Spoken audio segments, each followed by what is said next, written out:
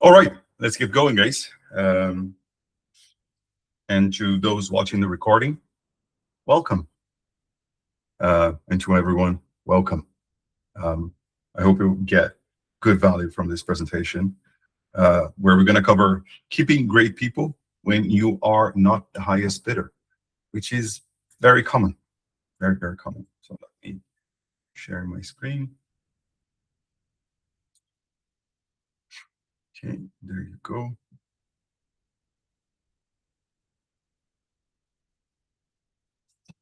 All right, let's get going. So somewhere on your team is your best person, right? And I put money on this and good money on this, that someone has already offered them more than you pay. Maybe last month, maybe last week. And they are still here. So the real question isn't how to outbid the competition. It's this: why do good people stay when the money says they should go? That's what this session is about. And once you understand why they stay, you stop trying to win a game you are always going to lose. Let's start with the part nobody likes saying out loud. The bad news. Because there's no point pretending. If your plan for keeping good people is to pay more than the next company, you're going to lose. Someone with more cash can always beat your number. That is not a gap in your skills. It's just simple maths. So we're going to stop trying to win that game and start playing one you can actually win.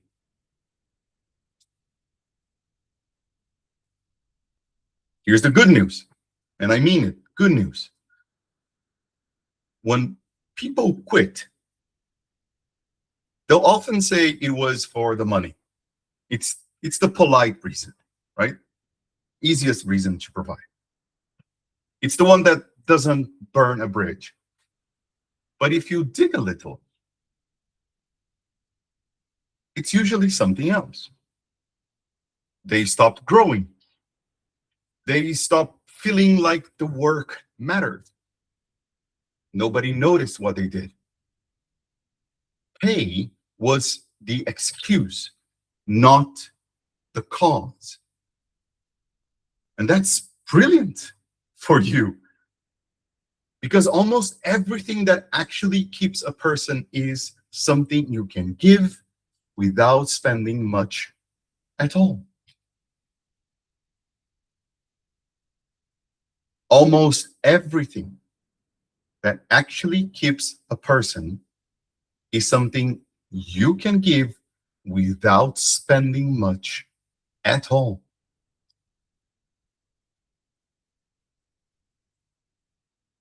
Four ideas. That's it. Four ideas. First, why people really stay. And it's rarely the fruit basket. Second, why a small slice of ownership beats a shelf of perks. And third, the one most founders get backwards, being honest about how risky this all is and why that honesty makes people more loyal, not less. And fourth, the cheapest tool in the room, the one you already have and probably underuse. Let's start. Okay, first, two things people will quietly leave for and quietly stay for. Think about the best stretch of work you ever did. I bet it wasn't the best paid. It was the time you could see who you were helping and why it mattered. That feeling is what we call purpose. And it's not a poster on the wall. It's simple. Does this person know why their work matters and to whom? When they do, a hard Tuesday is bearable. When they don't, even an easy Tuesday feels like a waste of a life. Your job as a founder is to keep the why in plain sight. Welcome, welcome. Make yourself at home. The fastest way to lose your best person is to let them get bored. Talented people have a quiet fear of standing still.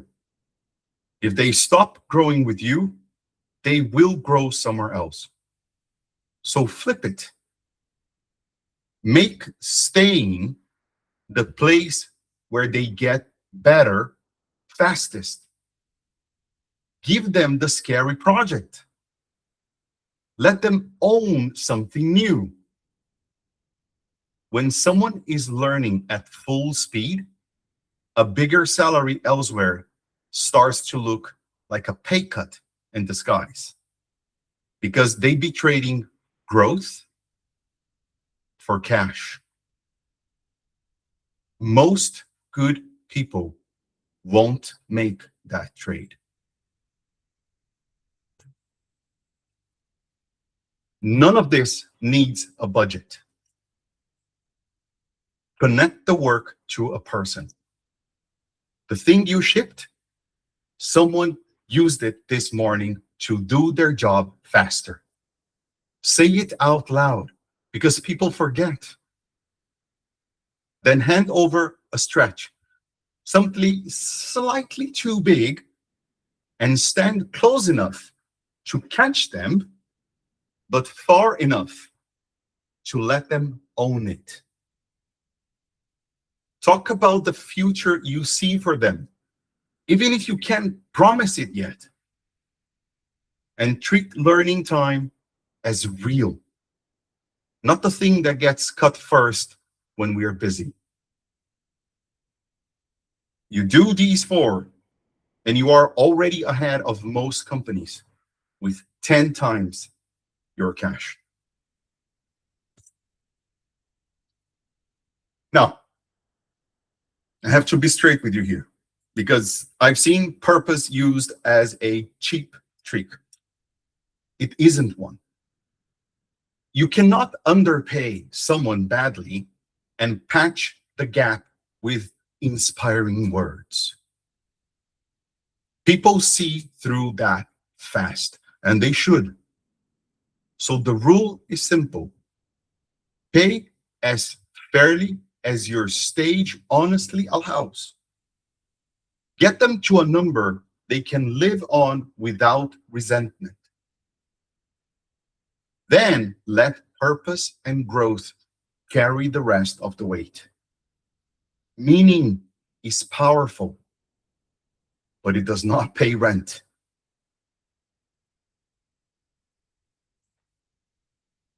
Okay, section 2. This is probably one of my favorites, because it's where small companies quietly beat the big ones. Let's talk about perks. Perks. Snacks, hoodies, that fancy coffee machine. All fine. And I am not against a good coffee at all.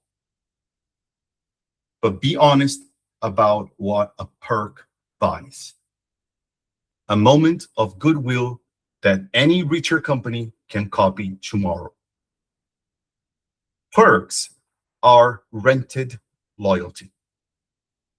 The rent is due every month, and someone can always outbid you.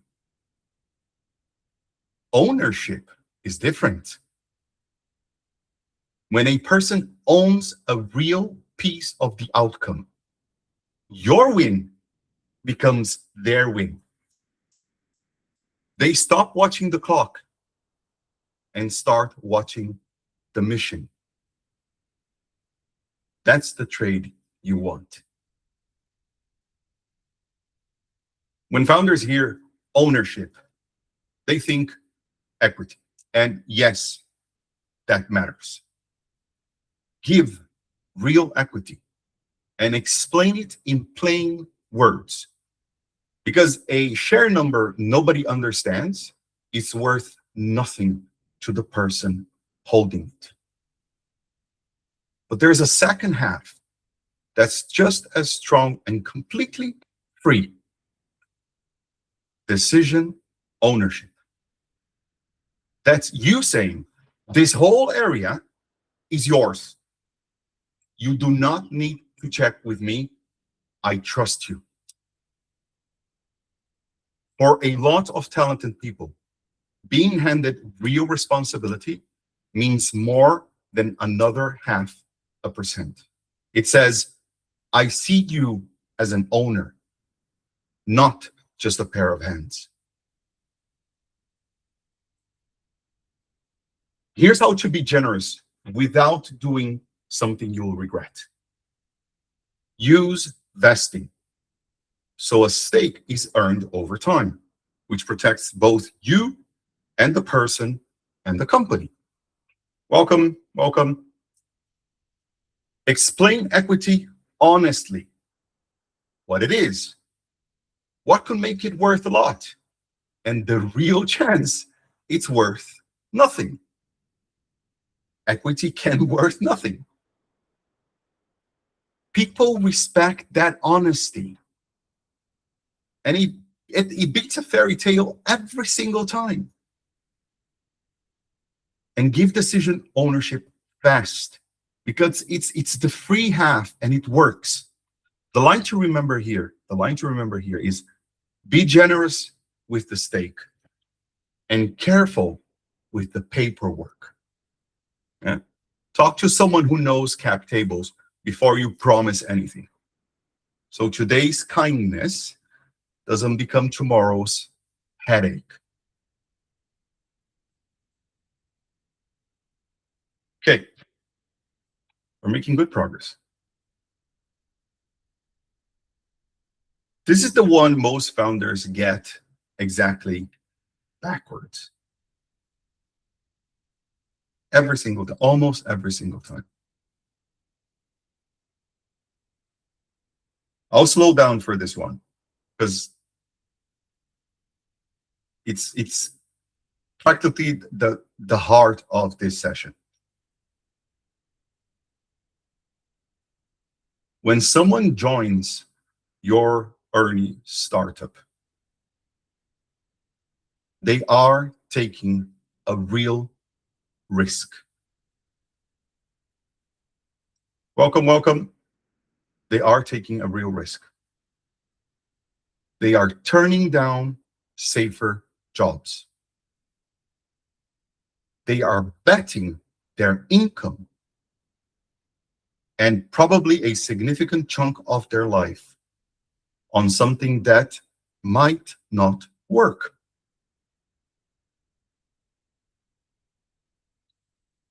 We founders talk about our own risk all the time. It's always on, it's a topic that is always on the table. We talk far less about theirs, but it is there. And your team feels it. Whether or not anyone says it out loud, they feel the risk. Pretending it isn't there does not make it safer.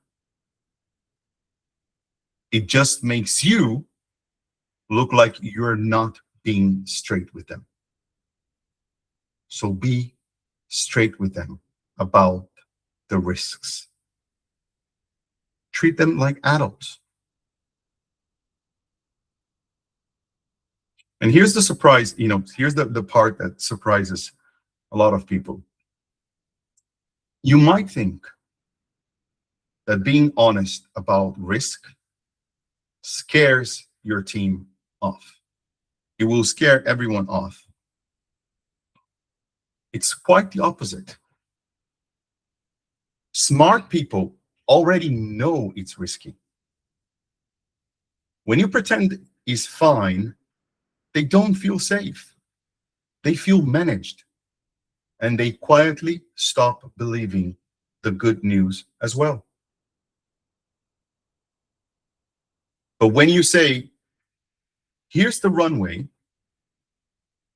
here's what has to go right, and here's the real chance this doesn't work at all.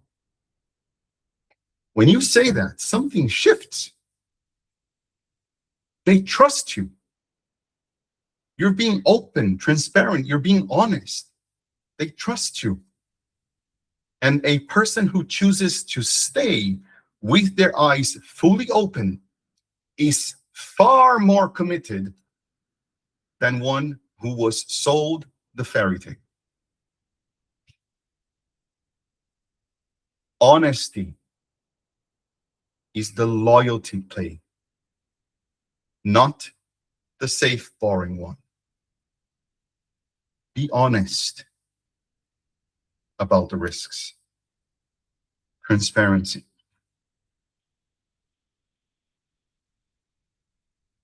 Now, honesty done badly is just anxiety with a microphone. So here's how to do it well. First, make it a rhythm. Share the real picture regularly, not only when the news is scary. Because if honesty only shows up in a crisis, honesty becomes the crisis alarm. So share the real picture regularly. Second, always pair the hard truth with the plan. So here's the risk, and here's exactly what we're doing about it. That turns fear into a shared problem you are solving together. And third, invite the awkward questions and answer them plainly in simple words. Invite the awkward questions and answer them. A founder who can sit calmly with a hard question earns more trust in one meeting than a year of good vibes.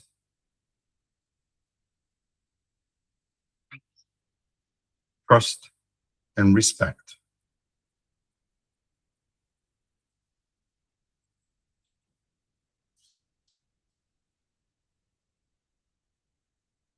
This is the last section. The cheapest tool in the building. This is the cheapest tool in the building and the most wasted tool.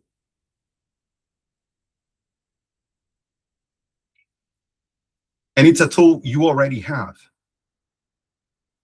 It is 100% free. And most founders leave it sitting in a drawer. Recognition.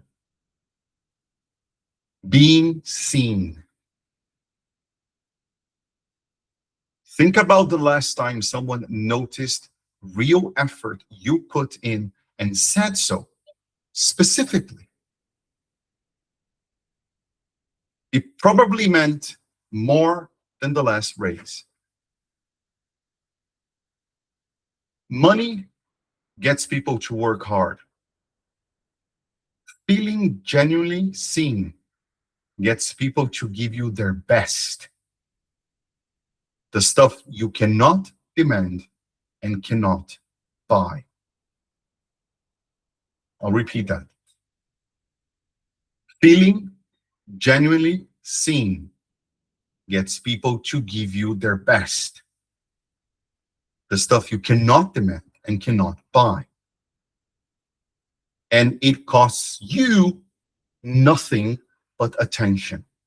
Just pay attention. Put the attention. Recognize. If there is one habit to steal from this session, it's probably this one.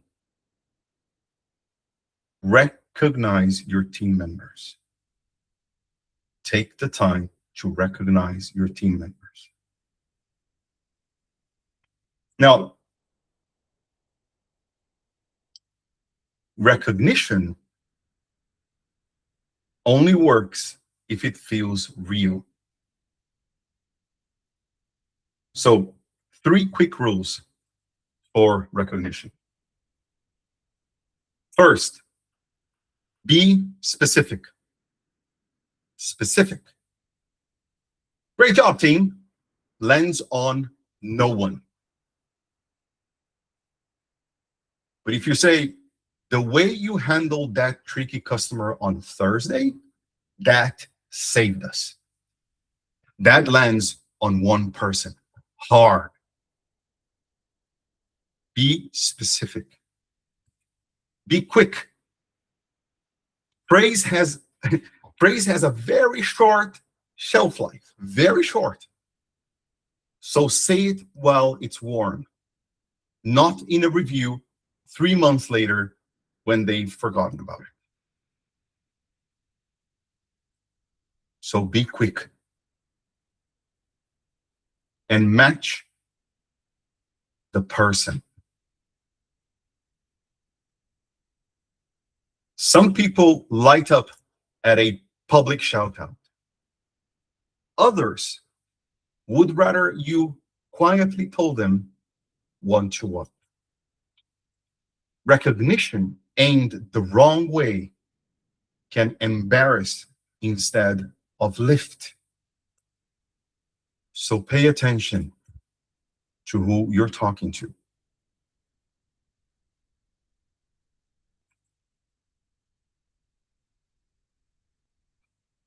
Two ways to ruin a good thing. 2 ways. First, if you praise everything all day long, it turns into background noise and it stops meaning anything. Real recognition needs to be real, which means it cannot be constant. Second, and this one is fatal, do not take the credit. Please do not take the credit. If your team does great work and you stand in front of the room soaking up the applause, you will only make that mistake once because they'll stop bringing you their best. They will stop bringing you their best. Give the credit away generously. Give the credit away. You're the founder, the business owner. You will get plenty of credit. You will get plenty of credit. So don't take it. Give the credit away generously. Celebrate your team and their good work.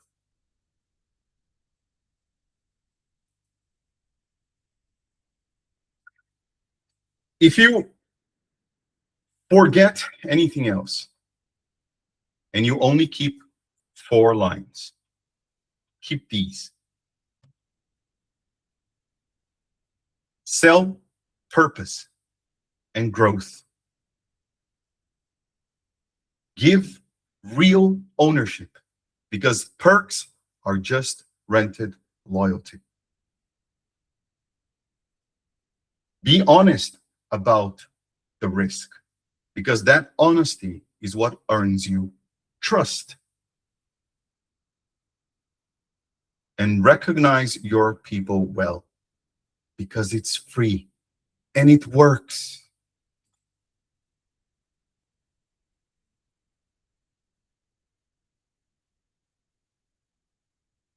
So save these 4 lines.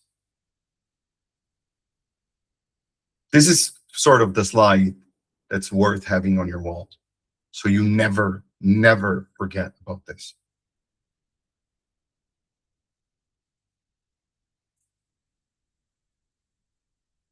Big ideas are easy to nod at and easy to forget.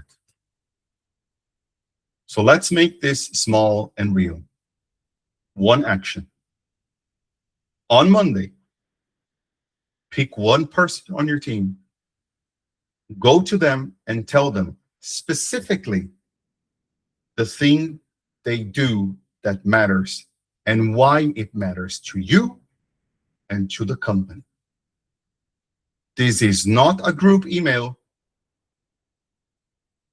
1 person, real words. It will take 2 minutes and it will cost you nothing. And I promise you, you'll feel the difference by the end of the week. Start there. Big loyalty is built out of small moments like that one. And I'll repeat that, what I said before. Please, this is not a group email. Do not be that lazy. Mean it. Walk to the person, talk to the person. This is 1 person, real words.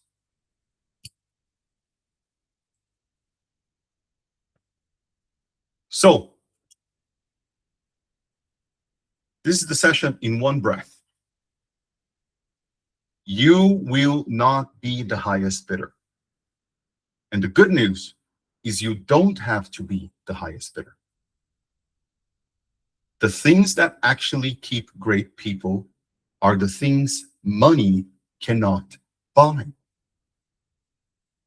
Meaning, growth, a real stake in the outcome, the plain, simple truth, and the feeling of being noticed. You already have every one of those to give. Every one of those. Give them well. And you hold on to people that a much richer company would love to steal.